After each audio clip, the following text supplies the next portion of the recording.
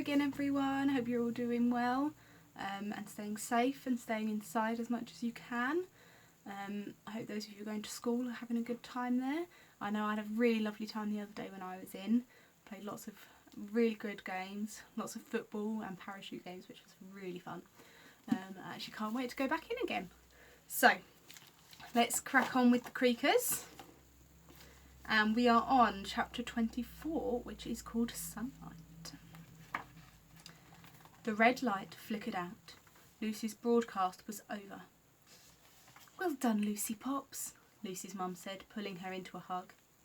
Not bad, kid, said Piers Snorgan, but never interrupt me again. Now what? Mayor Gnawing whined. He sounds a lot like his daughter, Lucy thought.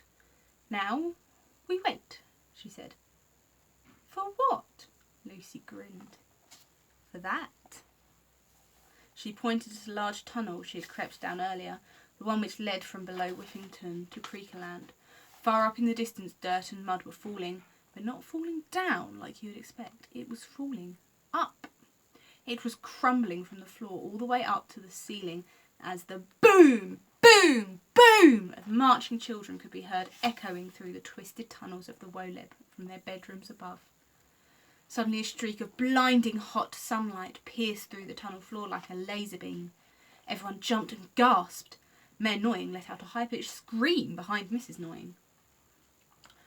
What in the world is that? Cried Mrs. Dunstan. Lucy smiled. It's sunlight. Then another beam of glorious light exploded through one of the wormholes into the Woleb. Then another, and another, until the entire tunnel was flooded with the most brilliantly warm, fresh morning sunlight. And there it is, all the sunlight coming through. See Lucy standing up in front of all of the adults. The walls of the rotten tunnel began melting, dripping like a runny nose as the morning sun rose higher in the sky over Whiffington. Its light shone deeper into the tunnel of the Woleb until it finally hit the rotten roots that were trapping the grown-ups. And Lucy, one by one, the mouldy green bars dried up and turned into powdery dust, crumbling at the slightest human touch into puffs of decayed Woleb powder.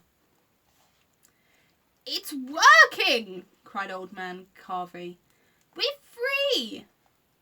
Not so fast, you rotten stinkers! Screeched Grunt as he and his army of creakers leapt back into the main street of Creakerland.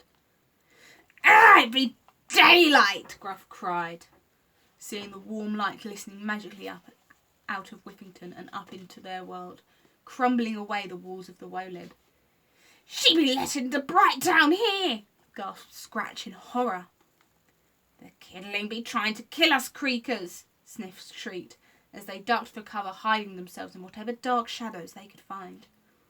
All the other creakers ran for it, disappearing back down the tunnel as fast as they could, with stinking smoke billowing from their backs. Treacly bottoms as the sunlight touched them.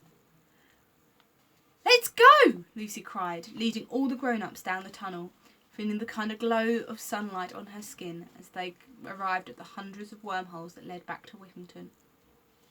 She stood over the first, which was now 5 times bigger than it was before, and still growing as the sunlight melted away all the rottenness of the Woleb. She shielded her eyes from the light so she could see into it. And there's one of the creakers starting to melt and hiss in the sun. Which one do you think it is?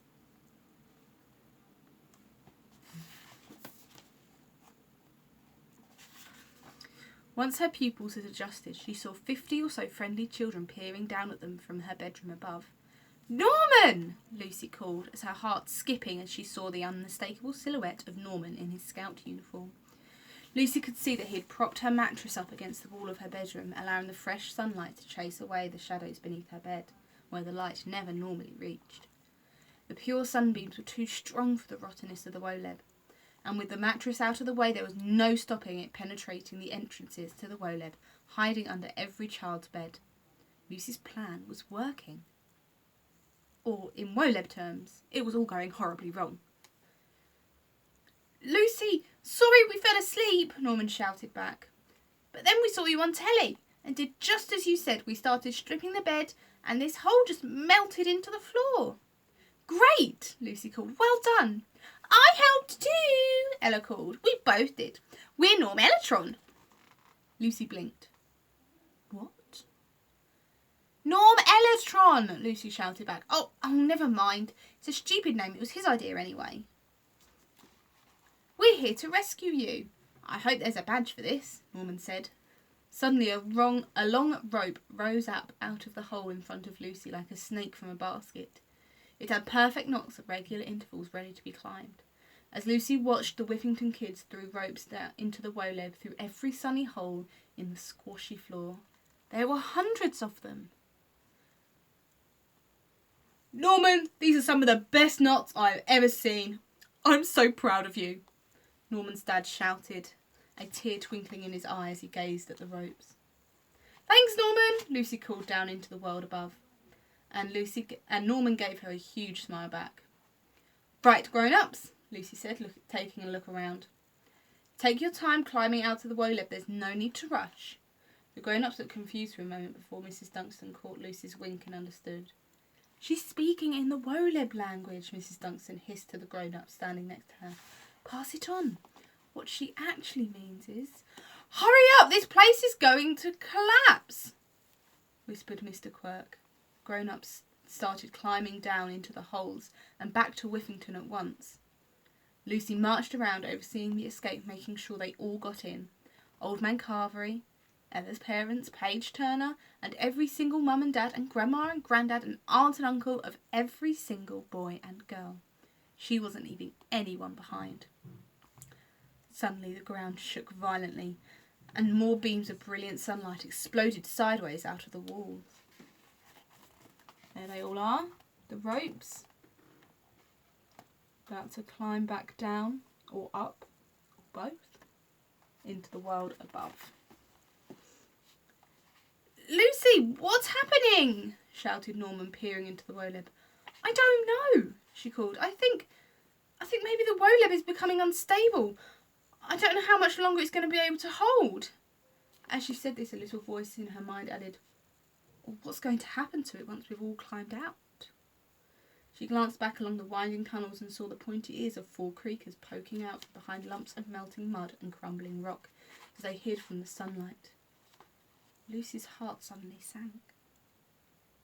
The Woleb is their home, she thought. Was she really going to leave and let this place turn into dust? Could she really destroy these creatures and their entire world? Lucy didn't want anyone to get hurt, not even the rotten creakers. Lucy, you go first, darling, Mrs. Dunstan said, giving Lucy a little nudge towards the rope. No, Mum, you go first. I'm rescuing you, remember? Lucy said, pointing to the rope. Oh, yes, Mrs. Dunstan said, and quickly began climbing into what was now an enormous hole leading to Lucy's bedroom in Whiffington. Lucy watched as her mum climbed out and was lifted to safety by Norman. She had done it. She was the last human left in the Woleb.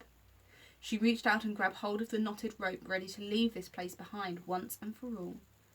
But just as her fist tightened around the knotted rope, someone else's fist tightened around her leg.